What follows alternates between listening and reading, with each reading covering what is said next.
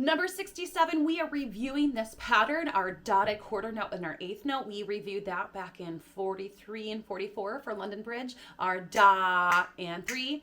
This is in 3-4 instead of in 4-4. So it has just a tiny bit of a different feel.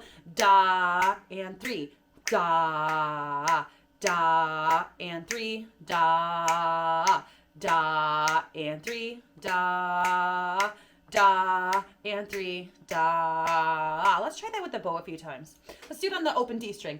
1, 2, ready, go. Da and 3. 1, 2, 3. Da and 3. 1, 2, 3. Da and 3. 1, 2, 3.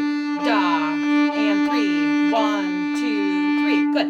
Now let's do it with our fingers. It says that we're in G major because we have that 1 sharp telling us F natural but not C natural, or not telling us F sharp but not C sharp. So we're gonna have that C natural.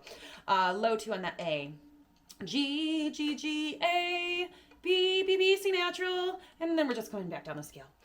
1, 2, 3, 1, ready, go. 2, 3, 1, 2. 1, 2, 3. 1, 2.